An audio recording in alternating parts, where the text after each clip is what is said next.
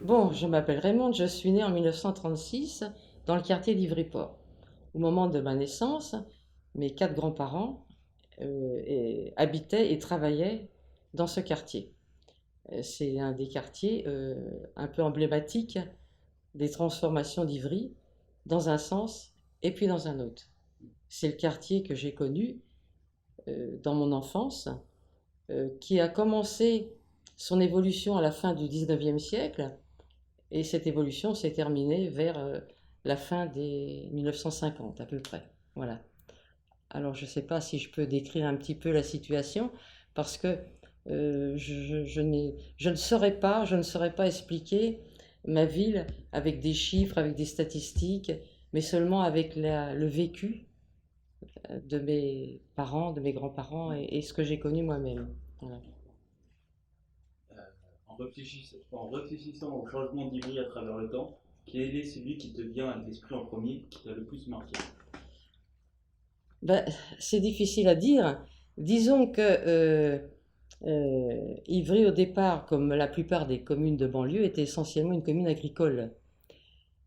Le quartier le plus près de la Seine s'est très vite transformé euh, grâce à sa situation géographique, si tu veux, parce que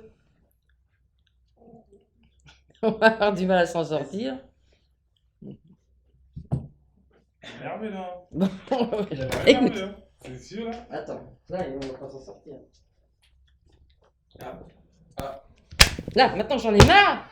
Là, j'en ai assez. Là, oui, c'est ça. Allez, va râler vers l'autre côté. Va de l'autre côté. Avant que je me fâche. Oh. Alors, je sais plus où j'en suis. C'est agricole. Ouais. Donc, pour revenir à nos propos, vous allez couper, c'est pas grave. Non, j'ai pas coupé, t'as coupé? Non, non, j'ai pas coupé. Non. C'était une ville agricole, je crois. Alors, oui, donc c'était comme les communes de la région parisienne, c'était essentiellement une ville agricole. Mais Ivry avait une particularité, c'est donc de posséder un port sur la Seine très près de Paris. Et dès la fin du 19e siècle, les bateaux apportaient du matériel qui servait aux besoins de la capitale. Mais en même temps, comme l'industrie progressait et qu'on apportait de plus en plus de matériel, des entreprises industrielles se sont installées à Ivry. Autre particularité géographique, c'est la gare. La voie ferrée qui partait d'Austerlitz, qui part toujours de la gare d'Austerlitz d'ailleurs, part toujours de la voie ferrée qui part de la gare d'Austerlitz, passait par Ivry. Et lorsque la compagnie de chemin de fer a ouvert la gare à Ivry, le développement industriel a pris un essor extraordinaire parce que les matériaux arrivaient non seulement par la Seine, mais aussi par la gare. Et l'industrie s'est développée à Ivry entre la Seine et la gare, mais également de l'autre côté de la voie ferrée, entre la gare et la limite de Paris. Et petit à petit, tout ce quartier s'est couvert d'industrie essentiellement métallurgique et alimentaire. Voilà, c'était les grosses, avec d'autres industries, mais c'était surtout dans ces domaines-là qu'il y avait. On peut citer par exemple que il y avait des forges à Ivry et que les forgerons d'Ivry ont forgé des boulons de la Tour Eiffel. Donc, donc il y a quand même un passé industriel assez. Et d'ailleurs, parle-moi des anciens commerces à Ivry et des changements. Alors les anciens commerces à Ivry, les anciens commerces à Ivry c'était des petits commerces, hein, il y avait pas de gros commerces, hein. Mais je peux te parler quand même des usines parce que mes grands-parents ils travaillaient dans ces usines. Et notamment mon grand-père paternel, mon grand-père maternel, qui était le premier arrivé à Ivry en 1911. Mon grand-père maternel donc travaillait dans une usine de construction de matériel de chemin de fer. Et cette usine appartenait à la famille Galaire, Galaire. Mais le travail était tellement pénible que les gens disaient on travaille aux galères. C'était devenu les galères, voilà. Et quand maman est allée à l'école Jean-Jacques Rousseau du quartier d'Ivry-Port, la maîtresse demandait, comme chaque année, quelles sont la profession de vos parents. Et maman a dit, papa est aux galères. Donc voilà, alors l'institutrice qui n'était pas d'Ivry, évidemment, était ahurie. Et maman ne comprenait pas pourquoi l'institutrice était ahurie. C'était tellement naturel, papa est aux galères, c'était normal. Elles étaient situées où les usines d'Ivry? Les usines d'Ivry, il y en avait partout. Il y en avait partout, tout le quartier d'Ivry-Port, c'était... alors l'usine où travaillait mon grand-père, je crois, était située rue Nationale. La rue Nationale, c'est devenu le boulevard Paul-Véran Couturier, qui commence vers Carrefour Grand Ciel maintenant, il s'est mis à la place Gambetta. Et mes grands-parents habitaient une maison ouvrière là, sur ce boulevard. Et l'usine était là aussi sur ce boulevard. Je crois qu'à la place de l'usine, il me semble qu'à la place de l'usine, il y a eu les entrepôts du BHV. Voilà, donc, qui maintenant sont démolis pour d'autres réalisations, quoi. Voilà. Alors, les commerces à Ivry. Alors, qu'est-ce qu'il y avait également à Ivry? Moi, je ne sais pas trop quoi dire parce que tes questions ne correspondent pas avec ce que je connais. Non, mais c'est pas grave, tu me dis ce que tu peux. Oui, ce que je peux. Oui, ce que je peux. Si tu as des questions avec vous, n'hésite pas aussi. Hein. Ouais, t'inquiète. Si tu veux, l'industrie à Ivry a fait naître aussi une population ouvrière avec des conditions de travail et de vie extrêmement difficiles. Puisque donc le travail en usine était dur, mais l'habitat était pauvre et de mauvaise qualité. Par exemple, la maison où habitaient mes grands-parents, où maman est née en 1913, où ma grand-mère est décédée en 1963, ouais, bon. Eh bien, c'était une maison comme toutes les autres maisons ouvrières. Il y avait 3 étages, mes grands-parents étaient au premier étage. Le logement était constitué d'une cuisine, petite cuisine étroite, longue et étroite. Alors, c'était des maisons du coup C'était les maisons ouvrières où habitaient les ouvriers, tu vois. C'était en grande partie des maisons ouvrières à Ivry. C'était les maisons ouvrières dans ce quartier pour loger les ouvriers. Okay. Parce que dans le quartier du centre, il y avait des petits pavillons. Mais dans ce quartier, il fallait loger. Parce qu'autrefois, les transports en commun n'étaient pas développés, ni la voiture, ni rien du tout. Les gens habitaient près de leur travail. Dans la mesure où on a construit des usines, on a construit des logements. Et ces logements étaient donc pauvres. Je te dis par exemple le logement chez ma grand-mère. Donc c'était une grande cuisine, enfin une grande cuisine. C'était une étroite cuisine, plutôt une étroite cuisine. Alors il y avait une arrivée d'eau avec un évier, il y avait une arrivée de gaz et l'emplacement avait un buffet. Et de l'autre côté, il y avait un banc, enfin il y avait une grande table longue comme ça, avec des bancs, une chaise, etc. Et au bout, il y avait une fenêtre qui donnait sur une cour. Et de l'autre côté de la cour, il y avait un grand mur, donc le soleil n'arrivait jamais, etc. Et alors, avec la cuisine, il y avait une chambre de dimension assez modeste, et mes grands-parents avaient pu louer sur le même palier une autre chambre qui était toute seule. Mais c'était un couple avec 5 enfants. Ça veut dire que c'était vachement étroit, comme pour tout le monde. Hein. Et les WC étaient au demi-étage. C'est-à-dire que la nuit, on se munissait de seaux à la maison.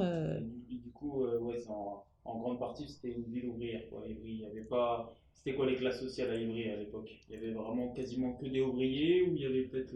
Alors, dans le quartier d'Ivry-Port, c'était les usines et puis les ouvriers.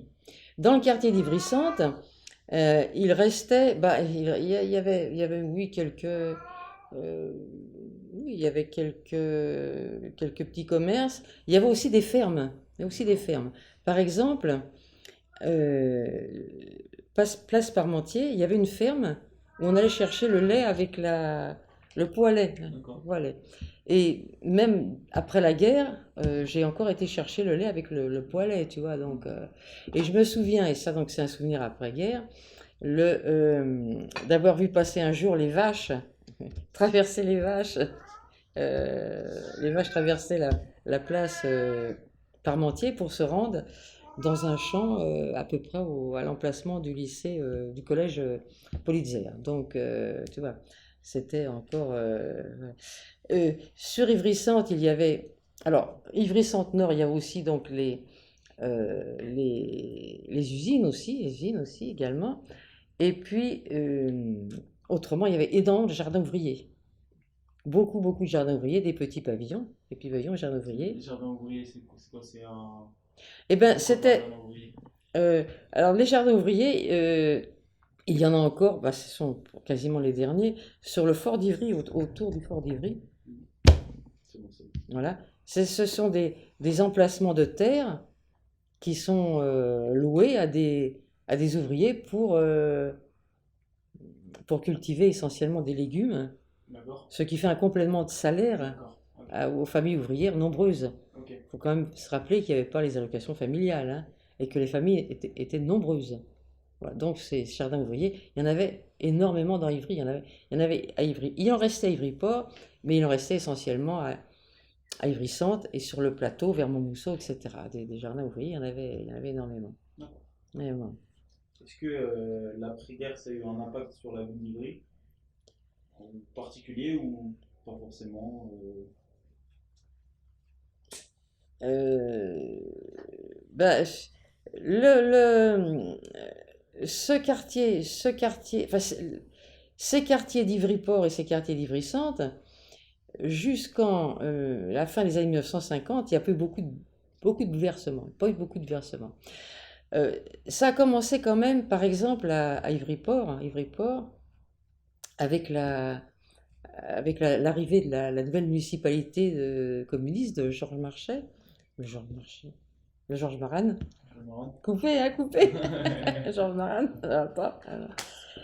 Le programme donc, de cette municipalité, c'est d'améliorer les conditions de vie, quelque peu les conditions de vie des ouvriers.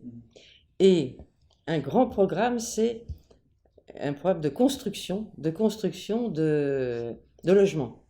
Et c'est en 1927, donc, c'est l'aménagement de la cité HBM Philbert-Pompée qui deviendra HLM Insurrection.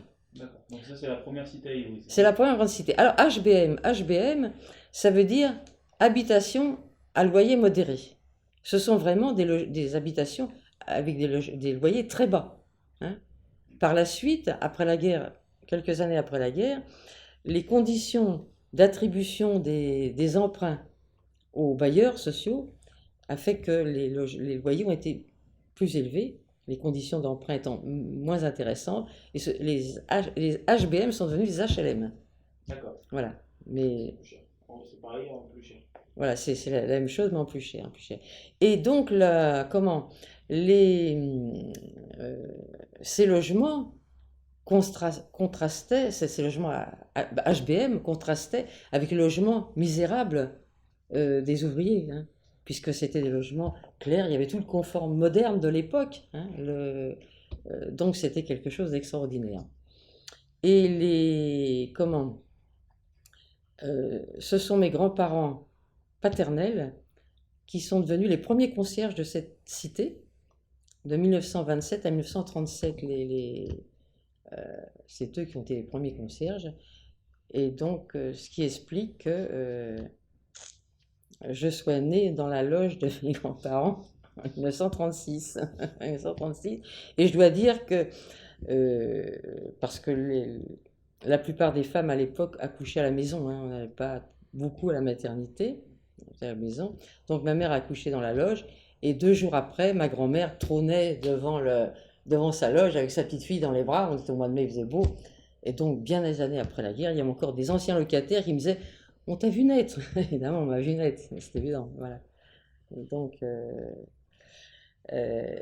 alors c'est la construction, quand même, c'est essentiellement la construction de cités HBM qui a transformé petit à petit Ivry. Avant la guerre, il y a eu également la petite cité 24 rue Saint-Just, petite cité, et surtout la grande cité Marat, puisque la cité... C'était avant l'insurrection, ça? non, non, non, Marat, c'est en 37. Marat, c'est en 37. La première, c'est insurrection. Marat, c'est en 37. Du moins, 14 bâtiments seulement sont construits avant la guerre. Les 6 derniers bâtiments seront construits après la guerre. Donc, mais nous emménageons, nous, parce que mes grands-parents quittent la loge à ce moment-là, en 1937, et nous aménageons, mes grands-parents, mes parents et moi, en 1937, donc dans cette cité Marat. Et comme le logement de mes parents et de mes grands-parents se situe dans le même bâtiment, sur le même palier, donc je passe d'un logement à l'autre et je peux voir les transformations d'Ivry, donc de la fenêtre de mes grands-parents et de la fenêtre de mes parents. D'accord. Je peux voir les transformations. Donc, Ok. voilà. Je voulais savoir comment Ivry a vécu, parce que le monde ouvrier, à un moment, il s'est arrêté un peu, dans le sens où il y a eu de moins en moins d'ouvriers à Ivry. Bah, les usines ont fermé les unes après les autres. Hein. Voilà, donc comment Ivry a vécu ça, quoi? Bah, comment a vécu ça? C'est-à-dire que les ouvriers viennent travailler lorsqu'ils trouvent du travail, et lorsqu'il n'y a plus de travail, ils vont travailler ailleurs. Donc, Du coup, après, il y a eu des commerces qui se sont ouverts, peut-être d'autres commerces qui ont participé à l'économie d'Ivry, quoi. alors les commerces d'Ivry, ça a été longtemps essentiellement des cafés. Bon, des cafés, hein, les cafés. À Ivry-Port par exemple, sur le boulevard National, il y avait un cinéma où là les enfants, les jeunes étaient contents. Hein. C'était les films muets, tu vois, les Charlots, Et il était où le cinéma? Pardon. Hein? Il était où le cinéma? Alors le cinéma se situait donc boulevard National, pas très loin de la place Gambetta. Et actuellement, il a été démoli après, vers 1960 peut-être. Et actuellement, il y a à l'emplacement où était le cinéma, il y a un grand dépôt d'autobus, enfin un parking d'autobus, enfin un truc comme ça, qui va disparaître aussi dans la transformation d'Ivry-Port. Hein. D'accord. C'est pas également à Ivry-Port. Voilà. Et donc c'était les cafés. Et le café, c'est extrêmement important parce que ces ouvrières qui peinaient toute la journée en usine et qui rentraient le soir dans des logements insalubres, sans confort, sans agrément, etc., faisaient une étape à l'usine, au café avant de rentrer chez eux. Et c'était un lieu sympathique, un lieu de sociabilité. Les gens se connaissaient, ils se tutoyaient, enfin bon, ils étaient heureux. C'était peut-être un des moments où ils étaient le plus heureux de la journée. C'était extrêmement important, les cafés, il y en avait partout dans Ivry. Hein. Mais qui dit café dit aussi alcoolisme, pas se cacher. Hein. Et l'alcoolisme et la tuberculose, c'était des fléaux dans toutes les cités ouvrières de nos banlieues. Et d'ailleurs, la municipalité élue en 25 s'est tout de suite attaquée également à ce problème, d'une part par la construction de logements, mais aussi par la construction de centres de santé et de programmes sanitaires. Hein. C'était lequel le premier centre de santé qui est encore actuellement ici, qui a été construit? Je ne sais plus très bien où il se situait, hein, je ne sais plus très bien parce que disons qu'on a développé un programme sanitaire, mais j'ai pas très bien en tête tous les détails de jusqu'à la réalisation du centre de santé là, qui vient d'être agrandi d'ailleurs. Voilà. Ouais. Ok, ça marche. Question. Comment s'est passée cette transition entre 39-45, l'époque de la guerre à Ivry-sur-Seine? Alors, l'époque de la guerre, pour moi et ma famille, ça a été l'époque de la résistance. Hein. Donc, nous n'étions pas les seuls à Ivry, puisque de nombreuses plaques et de nombreuses rues euh, parle de ces résistants d'Ivry, hein. Il y a une résistance. Il faut quand même se rappeler que en 1936, la classe ouvrière qui, euh, qui a fait les grandes grèves, qui a organisé les grandes grèves qui ont abouti à à des avancées sociales importantes, cette classe ouvrière, elle a quand même assez mal pris l'arrivée des Allemands et toutes les restrictions. D'ailleurs, ça s'est fait en plusieurs étapes parce que mon père, comme la plupart des hommes de sa génération, ont été, euh, euh, ont été mobilisés et ont été prisonniers. Mon père est revenu en 1945 seulement, hein. Et ce sont les femmes bien souvent, la plupart du temps, qui ont commencé à manifester contre le manque de denrées alimentaires et puis la vie chère. Parce que l'armée d'occupation allemande, évidemment, raflait tout, la nourriture, le charbon, etc. Et les femmes qui se retrouvaient à la maison avec les enfants ont commencé les premières à manifester. C'est comme ça que ma mère, d'ailleurs, a été euh, parmi aussi les premières militantes, résistantes dans son quartier.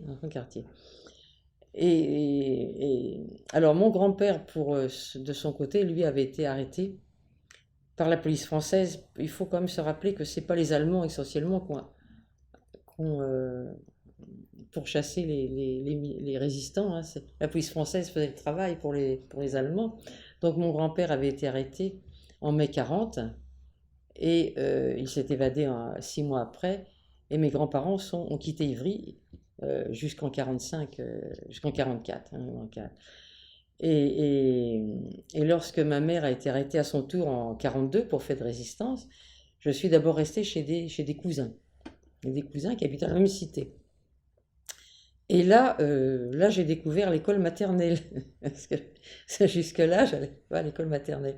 Et l'école maternelle que vous avez connue, vous les jeunes, ça n'a aucun rapport avec l'école maternelle que j'ai connue moi. Voilà. L'école maternelle du groupe Robespierre, c'est pas l'école maternelle qui existe actuellement, qui a été construite dans les années 52, je crois, quelque chose comme ça. Non, il y avait un groupe scolaire. Il y avait un groupe scolaire à l'entrée de la rue Robespierre, l'école des filles, l'école maternelle, l'école des garçons et le centre d'apprentissage.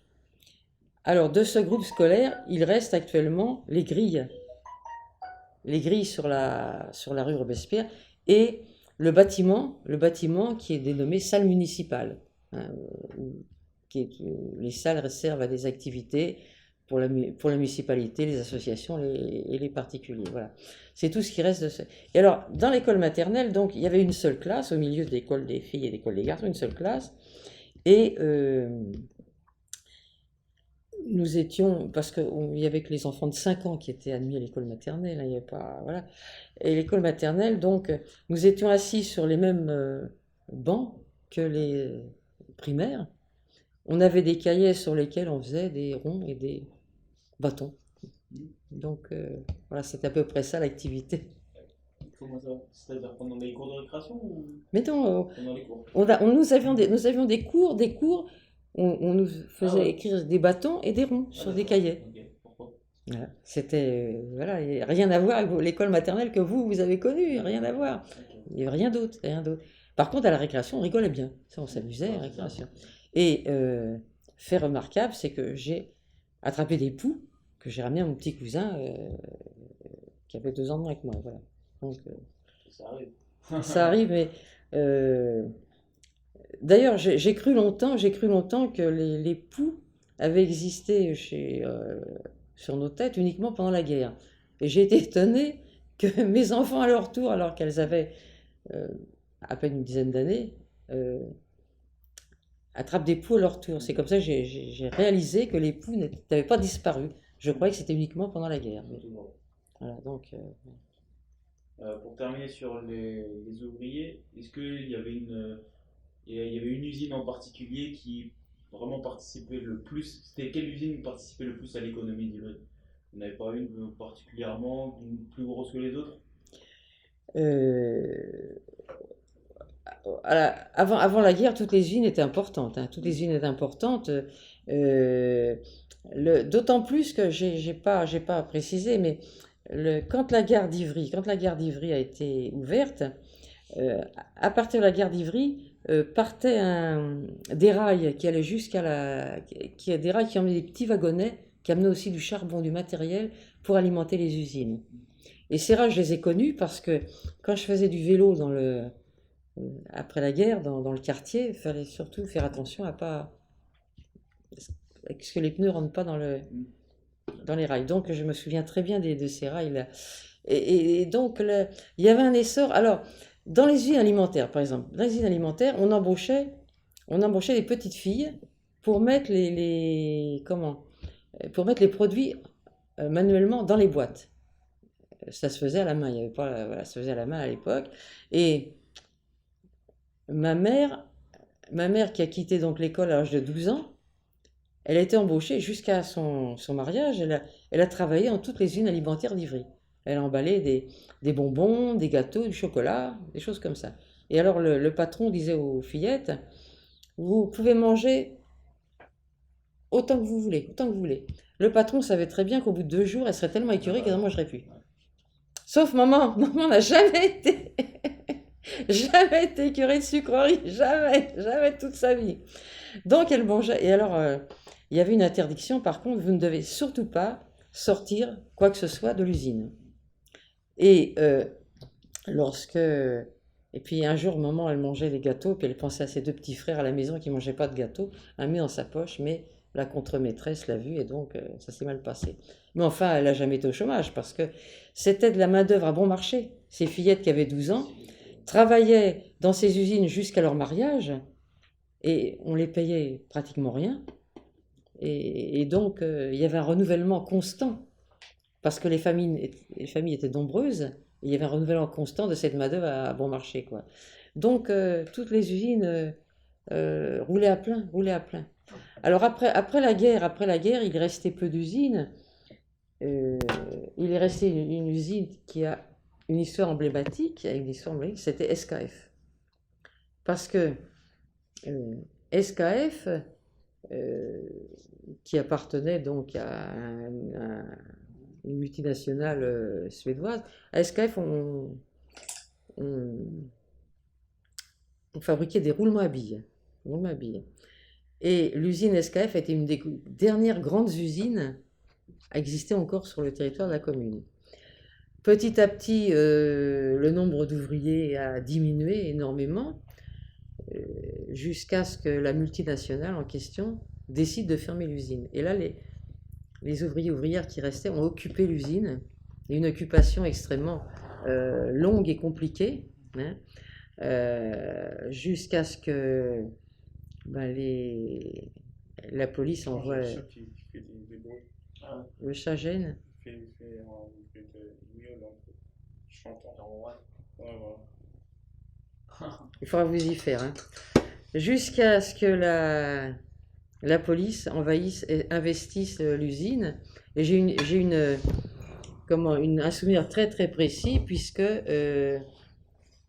c'était en 1900,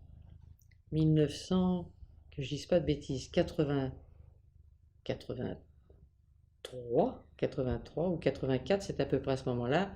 La, la mairie a fait sonner les sirènes et nous sommes tous, à 6 heures du matin, nous sommes tous précipités, place Gambetta, où nous avons été accueillis par les gaz lacrymogènes de partout, quoi. Et l'usine, donc, s'est terminée dans ces conditions-là. Alors, donc à Ivry, comme partout ailleurs, quoi, la politique de construction de logements a été interrompue par la guerre et n'a repris qu'après la libération. Et donc il y avait cette cité Marat qui était incomplète puisqu'il restait quand même 6 bâtiments. Et en 1944-45, c'était avant la fin de la guerre puisque j'habitais encore chez mes grands-parents. Mes parents n'étaient pas encore rentrés d'Allemagne, mon père prisonnier et ma mère déportée. Et donc ce que je voyais de la fenêtre de chez ma grand-mère, C'était une initiative extraordinaire des jeunesses communistes de l'époque. Ils avaient un grand brassard et munis de pelle et de pioche, ils allaient sur la butte pour commencer les travaux, donc pour tailler la butte, pour commencer les travaux de ce futur chantier des 6 logements, des 6 derniers bâtiments. Alors ils étaient pleins de bonne volonté, mais enfin heureusement quand même que l'industrie a pu prendre la relève et puis on a pu construire. Mais moi je les regardais, j'étais fascinée, j'avais 9 ans, j'étais fascinée par leur brassard. Et j'avais envie d'avoir le rage pour aller aussi, moi, taper dans la butte avec eux.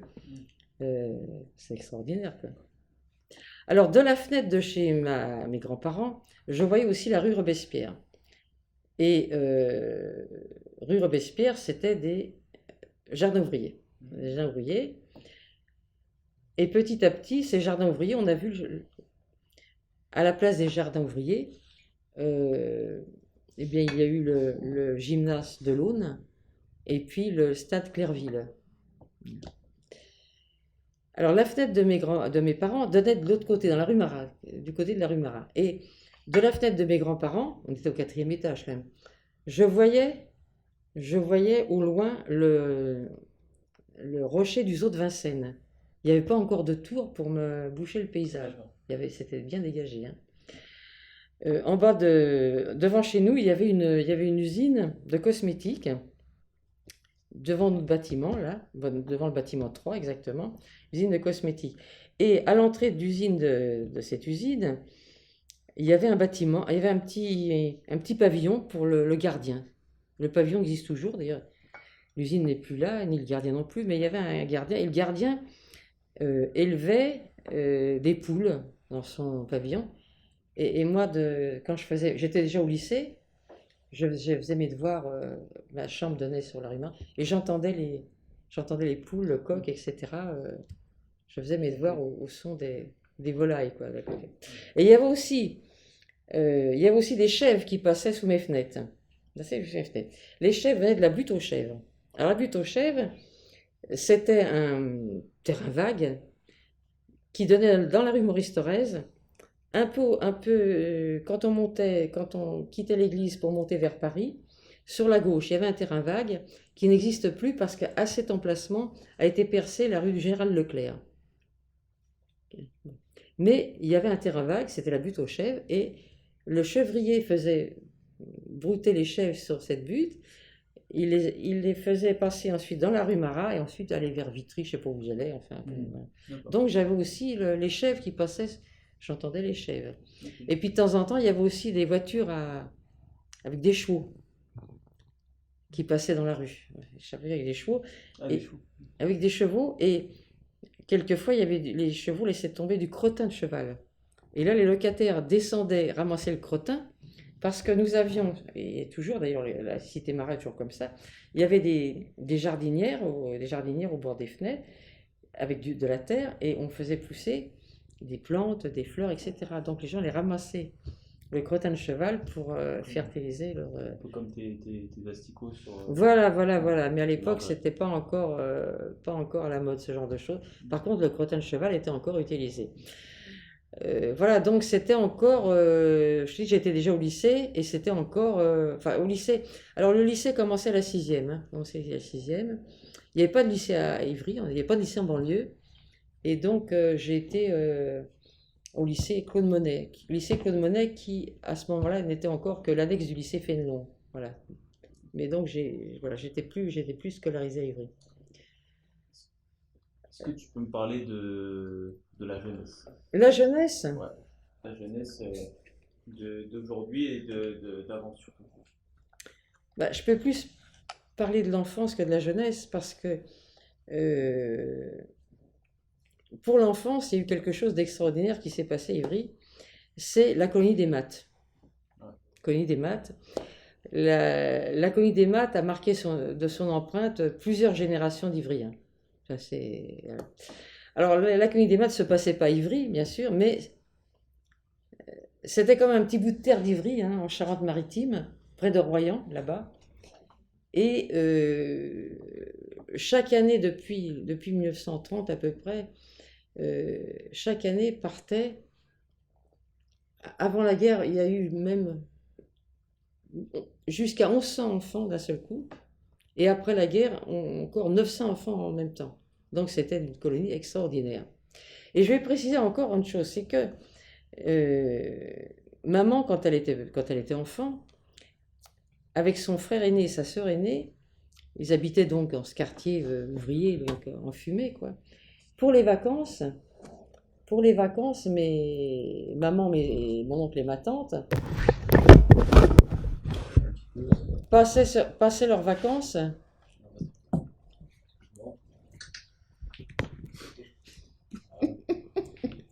Sabotage. Voilà.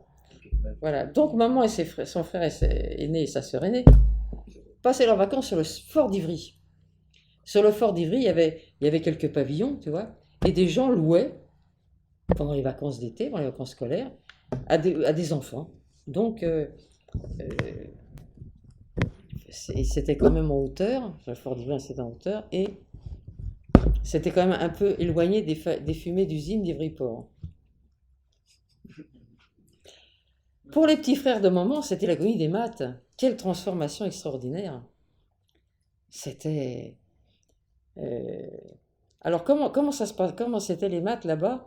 Il y avait, près du village des maths, il y avait un immense terrain boisé sur lequel à l'entrée on avait construit des bâtiments. Hein. Un bâtiment, des dortoirs, c'était des grands dortoirs à l'époque, des dortoirs de 80 enfants, hein, c'était pas l'époque. Des grands dortoirs pour les petites filles. Sur le côté, il y avait le restaurant, la cantine, on disait la cantine à l'époque, la cantine, où on mangeait ensemble 500 enfants en même temps, quelques bâtiments administratifs, et au fond, dans le bois, il y avait des grandes tentes pour les grandes filles. Et en allant vers la mer, à 4 km de ce premier emplacement, il y avait, au lieu dit Le Clapet, il y avait également là des bâtiments et des tentes pour les garçons. Lorsque nous étions à la colonie, le but essentiel de la colonie, c'était que les enfants partent à l'air pur. Hein, c'était l'air pur. Donc on était à l'air pur là-bas, loin. Il n'y avait rien dans le coin. On était vraiment à l'air pur. On était à l'air pur dans cette grande propriété boisée, et on était à l'air pur lorsqu'on allait à la mer. Alors on partait à pied de la colonie des maths. On montait jusqu'au Clapet. Là, on récupérait les garçons et ensuite on allait à la plage. Il y avait quasiment jamais aucune voiture, il n'y avait aucun danger. C'était la sécurité la plus complète. Du Clapet à la plage, il fallait traverser le mur de l'Atlantique. Le mur de l'Atlantique construit par les Allemands. Donc il y avait alors c'était encore les dunes, et il y avait un passage raisonnable, enfin il y avait un grand passage avec des barbelés de chaque côté, et c'était un passage qui avait été déminé, puisque le mur de l'Atlantique était plein de mines, les Allemands avaient plein de mines. Et donc nous passions ce passage déminé, et on arrivait à la plage où on était quasiment les seuls. Et alors à la plage, alors faut se rappeler quand même que les enfants des banlieues ouvrières ne savaient pas nager, hein. Ça n'existait pas. Et les moniteurs, il n'y avait pas de... C'était pas les diplômes moniteurs, directeurs de colonie, ça n'existait pas. Hein. On était encadrés par des ivriens qui aimaient les enfants, qui étaient pleins de bonne volonté pour donner un coup de main à la colo. Voilà. Et il n'y a jamais eu d'accident. Jamais eu un accident. Hein. Des petits bobos, rien d'autre. Hein, rien d'autre. Hein. Quand on arrivait à la plage, donc les moniteurs rentraient dans l'eau, faisaient une chaîne humaine, ils avaient de l'eau jusqu'au haut des cuisses, ils faisaient une chaîne humaine au bord de la plage, et lorsque cette chaîne humaine était constituée, nous les enfants, on pouvait patauger, on avait le droit de patauger entre la chaîne humaine et le sable. Okay. Jamais eu un accident, jamais accident. Quand c'était fini, on goûtait, on rentrait par le même chemin. Okay. Voilà. Dans la colo, il y a aussi quelques activités, puisqu'il y avait d'autres bonnes volontés ivriennes. Par exemple, il y avait ma prof de chant de l'école Robespierre qui venait, qui nous apprenait à chanter. Il y avait les monitrices de la danse pop-art qui faisait aussi des animations. Parce que quand on rentrait à la colo, quand on rentrait en septembre, donnait un grand spectacle pour les parents. Alors il faut se rappeler, on partait 52 jours. Il faut se rappeler, quand la colonie a été ouverte, les congés payés n'existaient pas. 1930, il n'y a pas de congés payés. Par la suite, il y a eu des congés payés, mais tout le monde n'en bénéficiait pas, et puis c'était peu de jours. Donc on continuait à partir. Alors le départ des maths à la colonie, c'était quelque chose, c'est une institution fantastique. Fantastique. Après, on va essayer de revenir sur Ivry. Après, on va essayer de revenir sur Ouais. lui, mais ça se passe à Ivry. Oui, c'est sûr. Le départ des maths se passe à Ivry. Ben, c'est parce que euh, il faut savoir que les maths ont marqué profondément la population ivrienne. Hein. Ouais. Donc c'est important, c'est important pour comprendre l'état d'esprit qui a pu régner, tu vois, qui a pu régner. On partait le 15 juillet, pour 52 jours. Enfin, 52 jours. Nous avions rendez-vous au patronage municipal qui n'existe plus puisque maintenant c'est l'école Joliot-Curie. Les enfants on partait de là en défilant à partir de rue Saint-Just, rue Raspail, mais devant le cortège des enfants, 900 enfants, ça fait du monde, hein, devant le cortège des enfants, il y avait l'harmonie municipale d'Ivry, dans la musique, l'harmonie municipale d'Ivry, et il y avait des gens avec des lampions du 14 juillet. On passait devant la mairie, on mettait le pont du chemin de fer, et on descendait à la gare de marchandises, on partait par train spécial. Il y avait 10 000 personnes dans les rues d'Ivry pour regarder le spectacle. Non, ça a marqué vraiment la population d'Ivry. Et quand je suis allée, alors maintenant maintenant le clapet a disparu dans l'hippodrome de Royan. La colo a été amputée d'une partie de son territoire parce qu'il y a une route. Et quand j'y suis allée il y a une vingtaine d'années peut-être, le directeur nous a expliqué, il n'est plus question d'aller à pied, bien entendu, on peut même plus emmener les gosses tous les jours à la mer à cause le car n'atteint même pas la mer à cause des embouteillages. Mais en même temps que moi, il y avait un monsieur, un ancien d'Ivry de ma génération, qui était là avec ses enfants, avec ses petits-enfants, et qui expliquait les maths. Il avait été à colo. Et le directeur m'a dit, tous les étés, il y a des anciens qui viennent en pèlerinage. D'accord. Voilà. Ça l'a rappelé ici. Voilà. Si tu veux, bon, j'ai insisté un peu sur ça a tellement marqué l'histoire d'Ivry. Tellement marqué l'histoire d'Ivry. Et quand, par exemple, la jeunesse, qu'est-ce que faisait un jeune à ton époque? Toi, qu'est-ce que tu faisais Alors, est-ce que tu sortais, moi faisais la fête? j'étais une des rares privilégiées à continuer les études. Hein. Les filles. Voilà, au CM2, à l'école Robespierre. L'école Robespierre, nous étions 48 dans la classe. Et 6 d'entre nous sont partis donc en 6e au lycée, qui est devenu donc Claude Monet. Je crois 15 ou 16 élèves sont rentrés au cours complémentaire d'Ivry. Les autres filles, la majorité des filles, ont continué jusqu'au certificat d'études primaires, jusqu'à l'âge de 14 ans, et après elles ont travaillé. C'était le travail. L'école était obligatoire jusqu'à 14 ans, mais les filles de ma génération, à partir de 14 ans, étaient au travail. D'accord. Alors qu'est-ce que nous avions pour profiter, par exemple, vous faisiez bien des sorties, vous faisiez bien des sorties, non? Vous allez dans les cafés ou je sais pas. C'était quoi vraiment votre activité principale pour se détendre, quoi? Alors, qu'est-ce qu'on faisait? Petit à petit, on a eu des vélos. Petit à petit, on avait des vélos. Et on partait le dimanche dans la forêt de Cédar, cueillir des jonquilles. Enfin, on faisait du vélo. Il y avait aussi... alors, pendant longtemps, Ivry, il n'y avait pas grand-chose comme cinéma. Il restait un peu le national qui était un peu en ruine. Ah, il y avait le palace, il y avait le palace au Petit Ivry, le palace qui est devenu un Franprix maintenant. Ouais. Ah, c'est un Franprix. Donc on allait en général Place d'Italie. Place d'Italie, il y avait des cinémas là. On allait au cinéma en bande, et en bande, au cinéma en bande. Qu'est-ce qu'on faisait? On faisait bavarder, Ouais. comme tous les jeunes, quoi. Mais pour la génération de mes parents, c'était encore pire, parce que c'était l'usine à 12 ans, hein. Ouais, donc les distractions ont étaient. Alors quand même, il y a eu des distractions, et là, quand même, je vais revenir à Ivry-Port et je vais revenir aux HBM,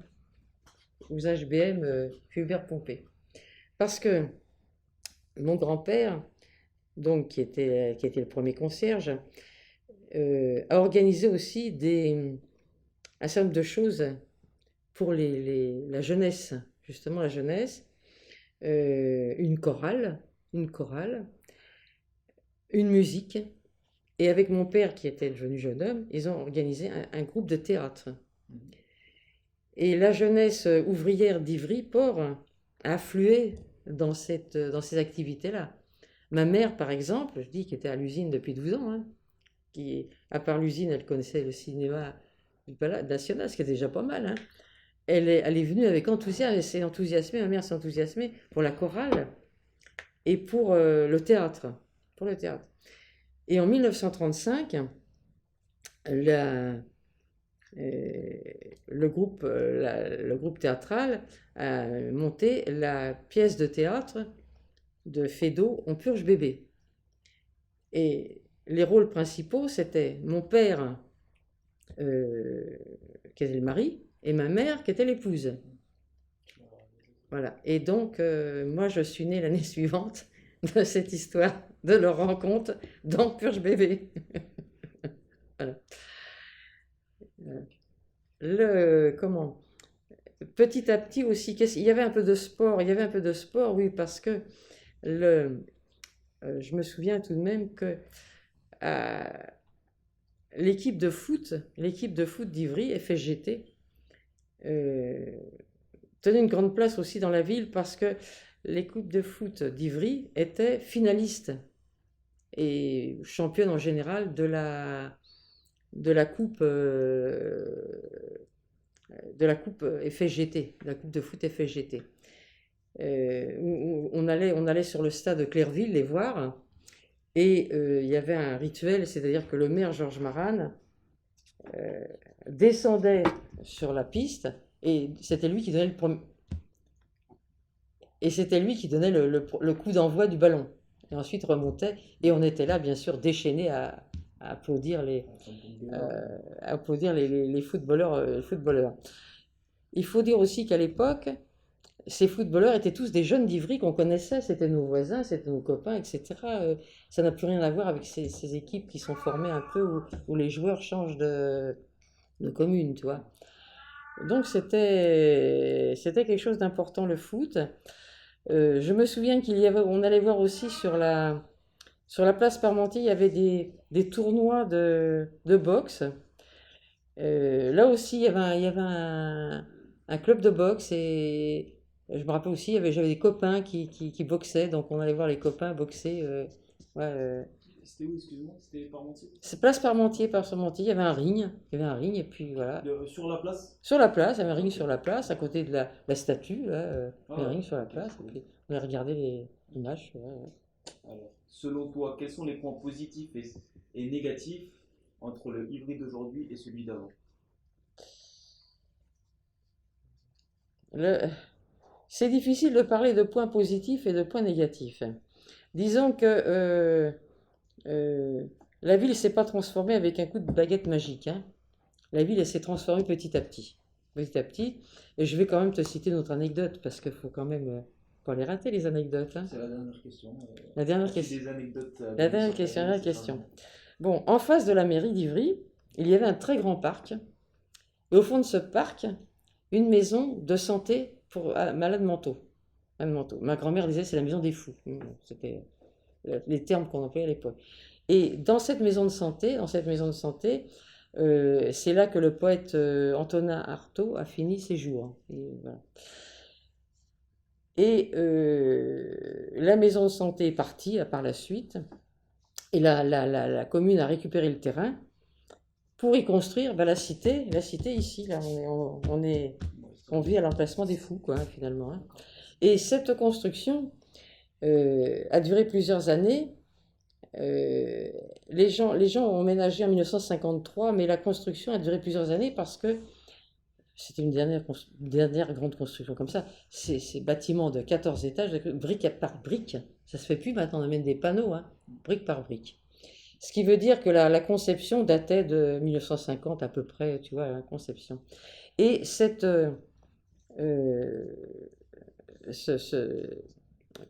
cité a été construite un petit peu avec un caractère stalinien. D'ailleurs, quelquefois, de temps en temps, des étudiants en géographie viennent de photographier la cité, etc. Et ils disent que cette cité ressemble à l'université de Moscou. Okay. Donc voilà, c'est un peu le style. Et j'ai un souvenir très précis des briques, parce que il y a toujours eu des gens pour militer, protester à Ivry, bien entendu, tu vois, ça n'a jamais cessé à Ivry. Et je crois que c'est en 1952, il y avait eu je ne sais pas si c'était pas des grévistes, enfin il y a eu un incident avec la police, et un militant a été emmené au commissariat d'Ivry. Le commissariat d'Ivry, il était à l'époque derrière la mairie, à l'angle de la rue Raspail et de la rue Jean-Baptiste Clément. Et donc on va manifester devant le commissariat pour réclamer la libération du camarade qui était emprisonné, tu vois. Et au lieu de ça, la police charge. Alors on s'enfuit vers la rue de la mairie, et au passage, il y a des manifestants qui freinent des briques. Les briques de la cité. Voilà. Donc c'est pour ça que je me rappelle très bien que la cité a été construite brique par brique, tu vois, parce que j'ai un souvenir quand même précis. Voilà. Ensuite, c'était le... Ah, j'aurais voulu parler quand même, non, parce que la jeunesse, il y avait à l'entrée de la rue Marat, il y avait la salle des conférences. C'était une grande salle municipale qui a disparu dans la rénovation, bien entendu. À la salle des conférences, il y avait... on pouvait tenir... Oh, il y avait un balcon, on tenait bien 1000 personnes quand même. Donc, il y avait des réunions politiques, bien sûr, mais il y avait aussi un ciné-club, il y avait aussi du théâtre. Enfin, il y avait pas mal d'activités, tu vois, donc les jeunes, quand même, pouvaient aller, tu vois, ça faisait... Et je me souviens quand même, pour citer l'ambiance d'Ivry, parce qu'il ne faut pas parler que des murs avant Ivry, parler de l'ambiance. J'ai parlé de la... Mais les spectateurs des pièces de théâtre qui étaient projetées à Ivry, ce n'étaient pas des spectateurs comme ailleurs, comme dans les grands théâtres parisiens, tu vois. C'était un public populaire. Et je me souviens de 2 pièces de théâtre. Une pièce de théâtre qui s'appelait En attendant les Ftis. Donc sur la scène, il y a une tribune, et puis on attend un orateur. Et on sait que cet orateur, il va être assassiné. On a appris qu'il est assassiné, donc il ne vient pas. Et dans la salle, il y a des acteurs qui sont disséminés parmi les spectateurs. Nous, on ne connaissait pas du tout dans nos banlieues, on ne connaissait pas ce genre de technique, tu vois, de procédé théâtral. Et les acteurs en question, qu'on croyait des spectateurs comme nous, commencent à parler un peu à voix haute. Puis le ton monte. Enfin, on a l'impression qu'on a affaire à des véritables provocateurs. On est en pleine guerre froide. Les provocateurs, ça existe, les provocateurs. Et là, les camarades qui sont chargés de la sécurité, ils se précipitent pour mettre les provocateurs dehors, tu vois. Voilà, donc un peu l'ambiance d'Ivry. Mais une autre pièce aussi qui m'avait frappé, parce que on était quand même un peu particulier à Ivry, tu sais. On nous projette La Reine Margot, un drame de Victor Hugo. Donc la Reine Margot, c'est une reine d'Angleterre qui est amoureuse d'un ouvrier, enfin un artisan, un artisan quand même, hein.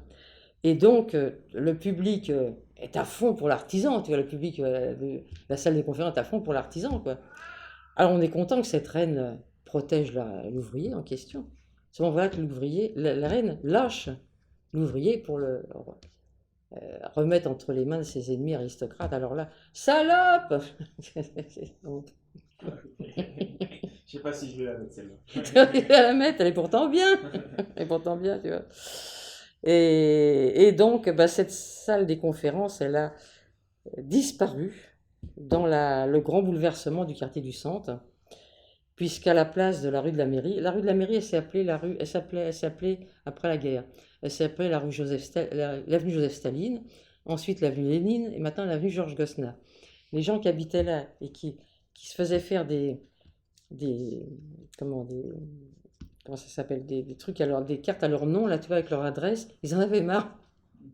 Constamment ça changeait d'adresse. Enfin bref. Donc la rue, cette rue qui était commerçante, qui était vraiment, c'était des petits commerces, c'était bien, c'était sympa, il y avait de l'ambiance et tout. Donc tout est parti dans ce grand bouleversement qui a consisté en cette grande cité avec des logements pointus, avec des terrasses pointues et puis un centre commercial au milieu. Le centre commercial, dans les années 83, 84, 85, c'était encore un centre commercial avec des belles boutiques, des choses très bien, très très bien, avec beaucoup d'ambiance et tout ça. Et puis, Carrefour Grand Ciel est arrivé, et puis alors là, ça a été petit à petit, enfin, c'est devenu une désolation. Une désolation, on ne sait plus quoi en faire. Les habitants, le comité de quartier, la municipalité, tout le monde recherche des solutions parce que ça ne va plus du tout. Alors que c'était. Bah, c'est devenu triste, il n'y a plus de commerce à l'intérieur, les commerces ont disparu. Le quartier du centre est triste, il n'y a plus d'ambiance. Donc, c'est devenu quelque chose qui pose problème, quoi.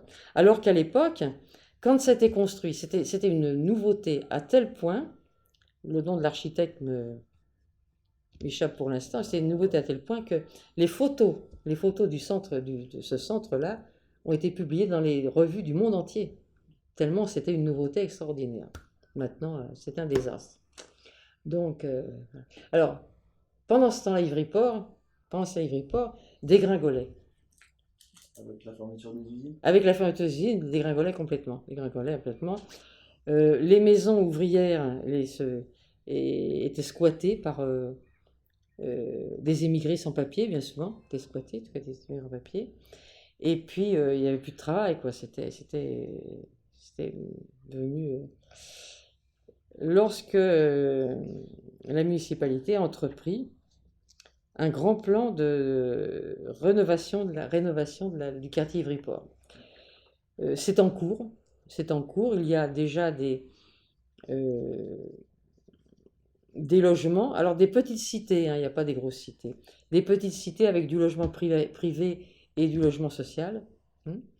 Il y a un grand groupe scolaire, il va y en avoir d'autres, un grand groupe scolaire il y a de l'emploi tertiaire, puisque maintenant c'est l'emploi tertiaire. Il y a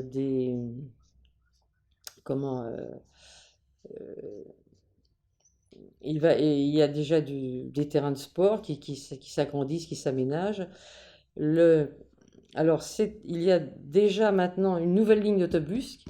À Ivry-Port, il y avait déjà 2 lignes d'autobus. Il y en a une 3e maintenant qui est expérimentée. Il devrait y avoir peut-être un tramway, peut-être la prolongation de la ligne qu'on veut. Des parcs aussi. L'emplacement du parc d'Acormaï, c'était une usine qui était là, tu vois, les parcs. Ça, c'est un parc départemental. C'était quoi comme usine avant? Il me semble bien que c'était l'usine Genève. L'usine Genève. C'était de l'industrie. Et quand j'ai emménagé dans la cité, c'est toujours le terrain vague avec les débris, quelques débris d'usine, quoi. Se sont développées aussi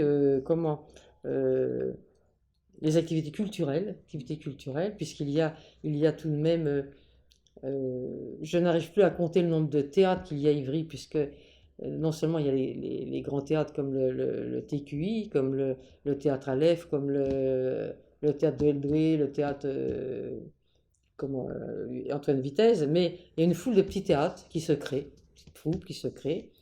Il y a énormément de, d'artistes à Ivry, puisque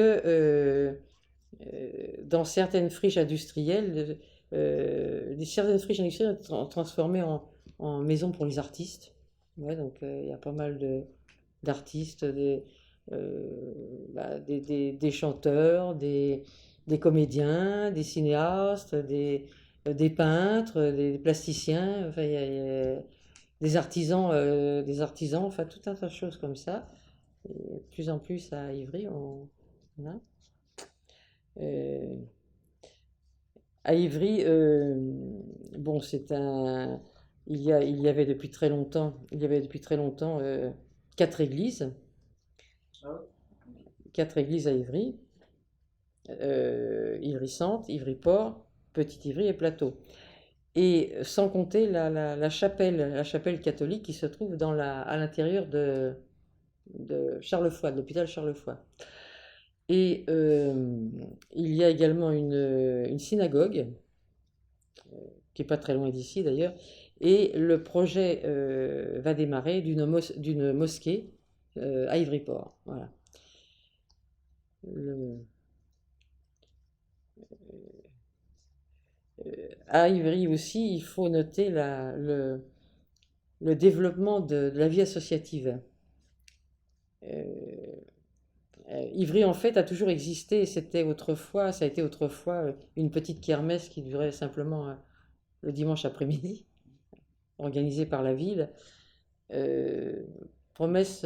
Une ker- kermesse, il se passe quoi là, Eh pendant ben, la cette kermesse? kermesse, il y avait des gens qui venaient chanter, et puis qui venaient danser, Ok, etc. une petite fête, quoi. Une petite fête, une petite fête. Je me souviens d'ailleurs avoir vu Claude François, qui était tout jeune, qui a trouvé le moyen de jeter sa cravate aux filles qui se sont battues. Il a fallu que les copains séparent les filles, coupent la cravate en deux, séparent les filles, en fait, tu vois, avant. Et puis la kermesse, enfin, par la suite, la kermesse, alors c'était la kermesse au profit des VPE, vacances populaires enfantines. Voilà, au profit de la caisse des colonies de vacances. Voilà, VPE. Par la suite, la kermesse est devenue la cavalcade de la jeunesse. Cavalcade de la jeunesse, ça s'est agrandi un peu le dimanche, le samedi après-midi, ça s'est un peu agrandi. Cavalcade de la jeunesse avec des chars, avec des trucs comme ça, avec quelques stands. Et c'est devenu maintenant, depuis quelques années, une fête qui dure donc 2 jours entiers, le samedi et le dimanche, avec quelque chose comme 120 ou 130 ou 140 stands d'associations ivriennes qui animent. Voilà. C'est là. Euh, il faut noter aussi à Ivry l'importance de la solidarité internationale qui a existé depuis toujours, puisque entre les deux guerres, on a accueilli ici les antifascistes qui fuyaient Hitler, Mussolini et puis après Franco, quoi, hein. Et que ben, il y a également de nombreux voilà bon les nombreux émigrés, des sans-papiers qui sont soutenus par des associations, et puis il y a aussi une grande solidarité vis-à-vis du peuple palestinien et du peuple du Sahara occidental. Donc voilà, c'est des gros morceaux qui sont venant à la fois de la municipalité, mais aussi surtout d'associations ivriennes locales. Est-ce que tu as quelque chose pour conclure cette interview? Une conclusion, Ben, pour conclure cette interview, moi j'ai quand même vu, euh, j'ai vu plusieurs transformations d'Ivry, hein. puisque j'ai connu l'Ivry industriel, la fin de l'industrie, j'ai connu donc la transformation du centre-ville et la transformation actuelle d'Ivry-Port. Maintenant, eh bien, moi, je suis profondément attachée à ma ville et je souhaite que toutes ces transformations, ben, elles améliorent tout ce qui peut être amélioré à Ivry, et puis que notre ville reste belle comme je la trouve belle, même si tout le monde n'est pas de mon avis, mais moi je la trouve belle, et que cette ville continue à devenir